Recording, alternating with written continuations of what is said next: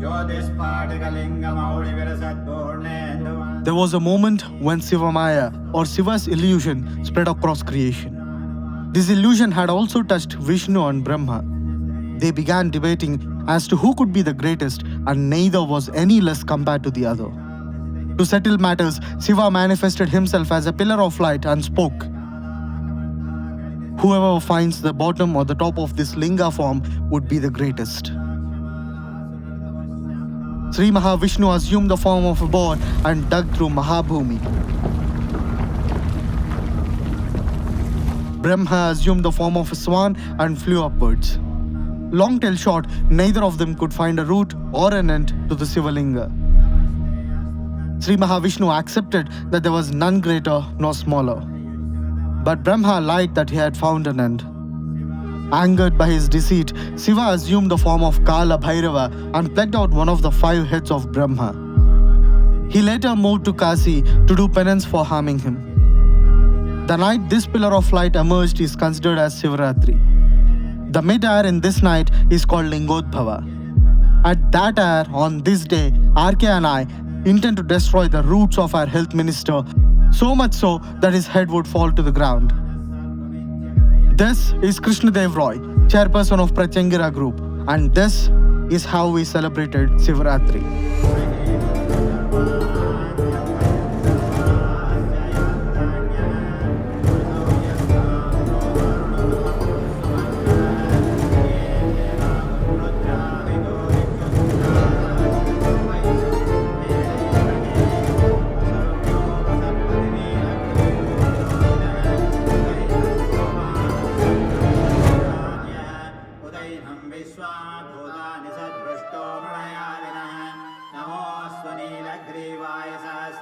Amidst all the serious list of things happening, my public appearances were of essence. I had to give an interview to a media house with their own political inclinations.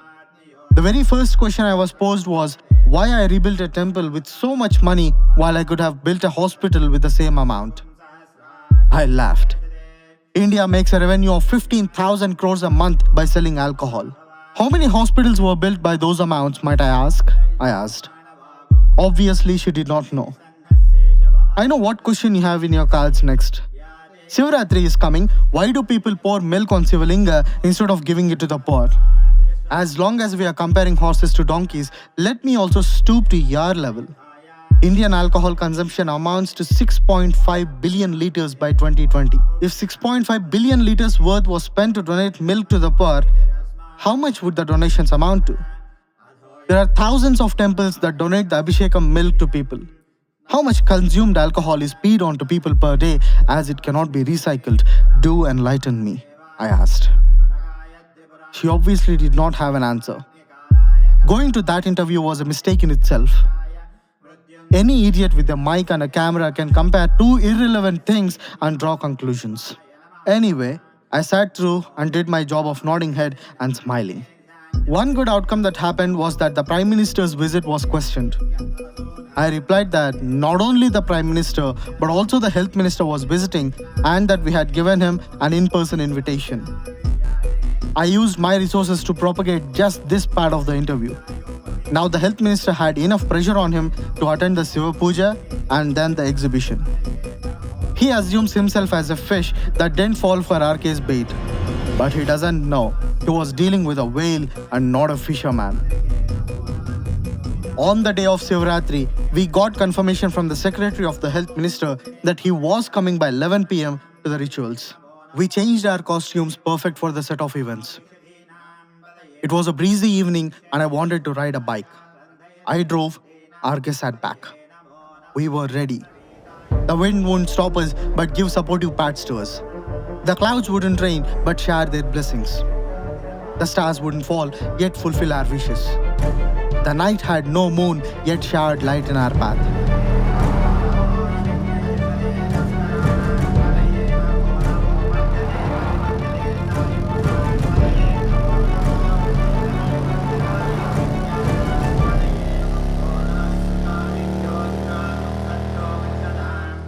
We reached the shrine in the heart of the city that could accommodate about 300 devotees. We squeezed in through the masses and reached to the pandal of Shiva Abhisheka. Sri Rudram was being chanted and water was being offered to Shiva.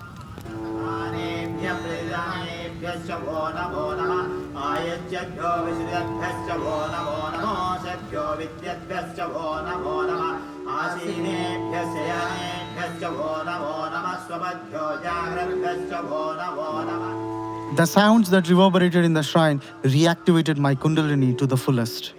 I needed that energy to face the Rakshasas of the day. RK was in his usual trance, almost slipping into the state of Samadhi. I brought him back, reminding him of the duties ahead. Spirituality is a perk. Those who do not fulfill their duties as regular humans first must not get to enjoy this perk freely. This was one of the things RK had taught me. I just reminded him of that. We called the health minister. He said he was starting. He probably could hear the mantras and the crowd noises from our place, confirming our presence in the shrine. Both RK and I spoke to him, and we solemnly swore that we were up to no bad.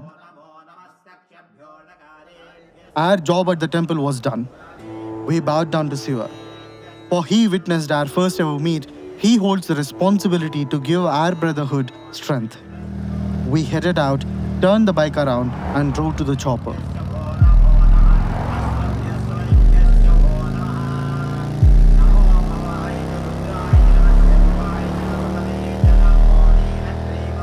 The health minister assumed we were at the shrine and he started from there.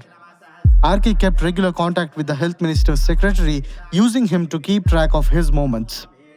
We reached our Pratyangara Exports' helipad. Long back when RK asked me to hire goons, I had wondered why. Tonight was the night that came handy. Our goons were waiting at the helipad, hands folded. I asked if they were confident enough to take on the big fish. They nodded. Their allies were already near the health minister's house, so we had backup in case we needed any. Our plan was threefold: intrude, infiltrate, trade. IIT.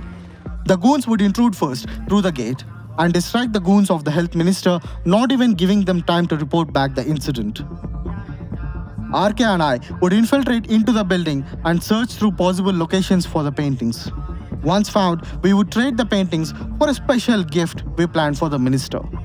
First, we dropped off our goons at a safe distance. As per plan, we then flew over the MNC that was across the minister's house. The company was private and hence no holiday was given on account of Ratri. Hence a few employees were working in their night shift, which was a problem to us. Anyone could be witness to our stunt. While the chopper was still in flight, RK and I got down onto the building. From here on, we two were alone. I never ziplined in my entire life, but that night it was a necessity. We took out the equipment from our bags and set up our zipline.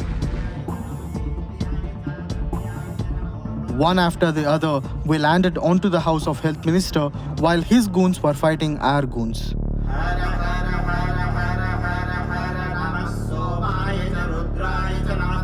The majority gunmen and bodyguards must have left with him and his family to the shrine. I know not, but if any security were left other than the goons, my goons should have given a distress call by then. So we assumed safety. We landed on his house. For precaution of not attracting unwanted attention, we burned off the rope, upgraded with a touch of a flammable solvent. We went down the stairs. I slid on the curved handrail, RK walked down. To our surprise, there were few goons inside the house too, unaware of the happenings of the outside. I remembered how our temple beloved was snatched away from our hands.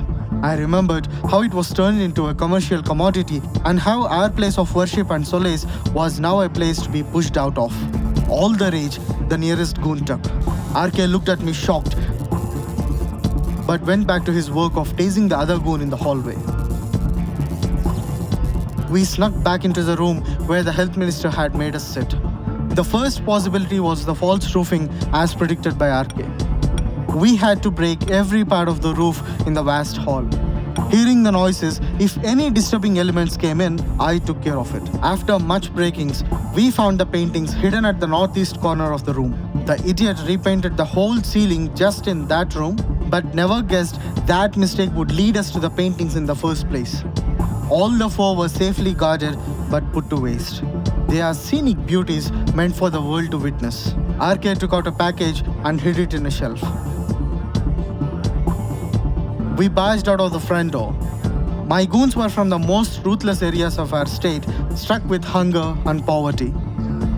If they didn't stay enraged, they wouldn't eat. His goons were from some entitled regions. They'd get paid a salary and their tummies were full. Guess who won the battle that night? As we walked out with 4 paintings, their goons saw us helplessly as they got crushed in the arms of ours. Our next stop was my gallery. After months of separation, it was as if 4 family members returned home. The reunion was divine. By then, I had received 15 missed calls from the health minister, who still didn't have a clue that his theft was gone. I replaced the paintings in the original positions. I sighed with relief. There was a moment in the Battle of Ramayana where Lakshmana was in a state of coma.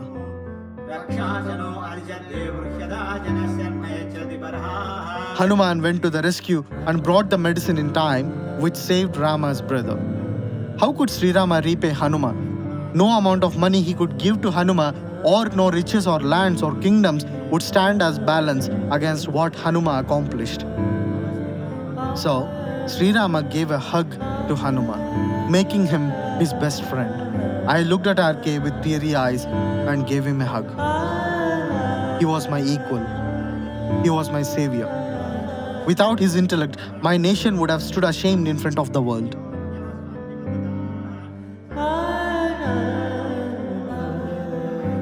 We returned to the shrine. By this time, it was 3 a.m. The minister was impatiently seated in front of the Sivalinga. Media was around, so he didn't leave. No sooner than he saw me with a smile on my face, he understood that he lost. I went and sat next to him. RK sat on his other side. How dare you steal national heritage and pose yourself in temples? How dare you plot against your own country for selfish reasons and present yourself in front of people as a devotee of Shiva? To what ends have you politicians sent your dignities? I asked in whispers. He gulped. In 6 hours, the exhibition opens. In 6 hours, the sun rises. In 6 hours, your life sets. Make best use of what little time you have. Do you want to pray to Shiva? See if he would help you? Go ahead. Do you want to spend time with your family? Go ahead. Or do you want to flee? Go ahead. Either way, this is your doom. RK told him firmly. He slowly got up and away, pretending smiles for the press. The duplicitous bastards wouldn't stop pretending even on deathbeds. We stayed for finishing of rituals. At 4 a.m., RK and I went to sleep in the premises of the shrine. All that we simple people wanted was a corner to rest our heads. All my riches were only tools. My ultimatum was around sculptures. My family was safeguarding the paintings now, especially my weird-looking uncle. So I slept peacefully after months of struggle. I had not realized, but on the day of exhibition, a person landed from a rescue boat onto a beach. It was my head of sales, nonetheless. She had found a floating wooden plank and held on to her life after we dropped her. A lifeboat found her and returned her to the shore. While we had plans for successfully completing the exhibition, freeing our temple, and apart from all these, I wanted to know of RK's secrets, the details he hid. My head of sales had just one agenda. Take her revenge by killing me. Probably that's how oceans are. One storm ends, another rises. One just needs to be Arjuna to pack all those into a bag and continue their journey.